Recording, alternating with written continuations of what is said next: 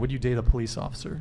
No, the pigs. Because the institution they support is inherently racist and profiles black and brown Americans especially. And by the way, I'm not, I may be a white boy, but I'm not stupid. I know where the power is. I know where you think I'm joking. I learned a long time ago about the Divine Nine. Yes, somebody wrote, anti-white racism is institutionalized and totally mainstream to the point that people don't even see how racist they are when they berate you for being white and having an opinion. Very true. I came across a viral video where this lady is just going in line with what George said. Like I said on my previous video, Joe should not be making this kind of remarks. You are causing more division than you even realize. This should not be happening. If you are a leader, you should be a model, for people to follow. This kind of statement clearly tells you the kind of message he is passing. I am this, I'm not stupid. That is insane. Let me not talk much, let me play this video so you can see exactly what I'm talking about. If you have not subscribed to this channel, please endeavor to do that, and if possible, why not share this clip? Would you date a police officer? No, the pigs. Because the institution they support is inherently racist and profiles black and brown Americans especially, throws them into jail, which is a continuation of the slave trade essentially. People are working in prisons for less than minimum wage, making pennies and dimes, and it's unfair, and that's what you contribute to if you're a cop. My question to you is, I disagree with you on... Yeah, I bet you do, What? white boy. That's a bit racist.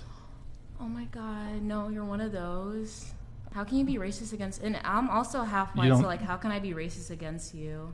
You don't think you can be racist towards someone who's white? No, I don't, because you've never experienced racism in history. White people haven't experienced racism. One of the experiences. What's your definition of racism? I'd say basically like the persecution in any type of way that leads to the downfall of just like someone's life. Yes, using a person's skin color as a derogatory term is foolish. Somebody wrote, this racist girl is the end product of today's media. Practically everything she states here is factually wrong, but spew relentless on cable TV and the internet. Her simply saying that white people don't experience racism is literally racist because she is judging them based on their race. You can't say someone never experienced racism without being racist toward them in the same breed. It's contradictory. Very true. I have been saying this over and over. To stop racism is to stop talking about it. Don't always attribute everything to race. When I look at this girl, like this guy said, she is a product of today's media. She consumes a lot of mainstream media, and their brain is being tilted into this direction. When you watch them closely, it is like they have a script. They always follow the same formula daily. To detoxify this mentality in some of these people, it is extremely difficult because when you keep having conversations with them, especially on topics like this, they can't listen to what you're saying. I have developed a policy when you're bringing me any topic that is relating to race, I will not talk about anything related to that. I will stop you there because when I keep allowing you, to bring these conversations every day, it will not stop. They are some of my friends. They can testify how I have deviated race topics, during our discussions, and it's doing more good. Hey, white ladies, denying racism in your own self lens.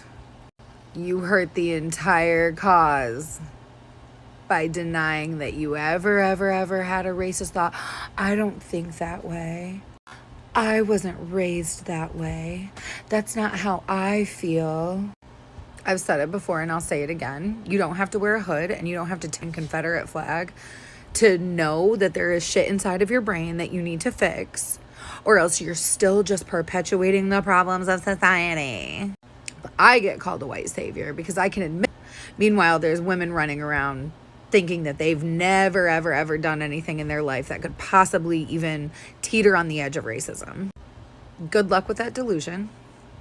I hope someday you realize that that's not the case, and you can put aside your white fragility and your angelic behavior and realize that you still have work to do, and until you're going to have work to do, and unpacking your own, not just stitching other people, not just duetting with other creators and calling them out. It's in here too. It's in here too, girls. So put away your halo. Start playing catch with your demons. It's the only way we're going to dispel them, okay? This lady is insane. White people denying that they are racist is literally vile, because all white people are racist.